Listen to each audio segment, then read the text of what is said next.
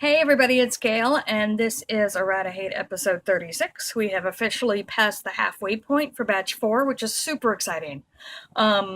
Really appreciate being this far in and having you all with me. It's been really great. So today is a technique video, and the technique is how I join yarn so I don't have to weave in every goddamn end on the planet. I'm sure I'm not alone in disliking having to weave in ends. I prefer not to do it if I can ever get away with it. And I've actually come up with a way to join yarn that I'm sure someone has come up with before. You know, it's one of those things that I came up with it and I thought I'm sure plenty of people have done this, but I can't find any videos on it, so I'm making one.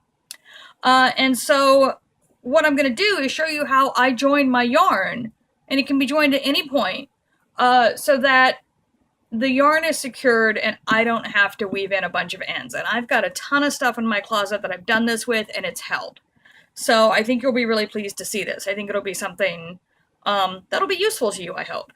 So I'm going to flip the camera and we're going to get to that. Okay, camera's flipped, and as you can see, I have my little piece here to demonstrate this yarn joining technique. This technique will work with any stitch pattern. I'm just doing it in double crochets so that you can really see where the change is. So let's say I'm coming up to the end of this double crochet and I know I don't have quite enough yarn to finish it off. So I'm going to grab this piece of yarn here, and this technique works just as well for color change as it does for same color. I'm just using the color change so you can see where the difference is. So I'm going to come in with this piece that I've just attached, and I'm going to pull it through, and I'm especially going to make sure I pull through the tail. And then I'm going to take the tail and what's left of the original yarn, and I'm going to hold them on the back of the work with the hand that I'm using to hold the work. In my case, it's my left. And then what I'm going to do is work the stitch and make sure that when I come to the back of the work, I'm under those two yarn tails. And then when I pull up a loop, it's going to secure that yarn tail against the back of the work. And then I'm going to do that a few more times. I'm going to work my stitch and make sure that I'm sort of caging in these yarn tails when I pull up a loop. So let me just do that a couple more times so you get a real sense of the look of it. The big thing when you do this, there is a little bit of a bump where it happens because you are working with two strands of yarn at the same time. But honestly, it smooths out. You know, once I've finished a project, I've never been able to tell where I've woven my yarn ends into the back. And it's very much like if you would carry yarn along the back for a color change project. So I've got it finished now for this demonstration.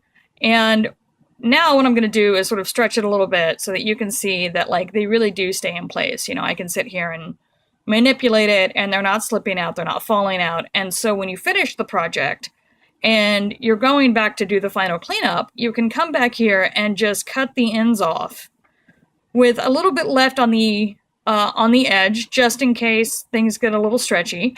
And you don't have to weave in those ends. And so rather than spending an hour weaving in ends, you know, it might just take you 10 minutes to cut the edges. So that's the yarn joining I use so that I don't always have to weave in a bunch of ends. So yeah, it's a short video this time, but I hope that you found this technique useful. As always, if you enjoy what I do here, please like, subscribe, share. If you watch my videos and you have $1 a month to spare, I would love to see it land on my Patreon. Patrons on all levels from $1 up get free copies of all the patterns and charts that I make, and I put a lot of those on sale for about $5 or $6. So you're getting a really good deal there, and I'm a tech writer. I write good patterns. And the funds in the Patreon also go to getting more yarn and getting more tools so that I can just keep making stuff and keep showing you stuff that I found. And just keep doing what I'm doing because I really enjoy it, and I hope that you really enjoy it too. So I will see you all for episode 37.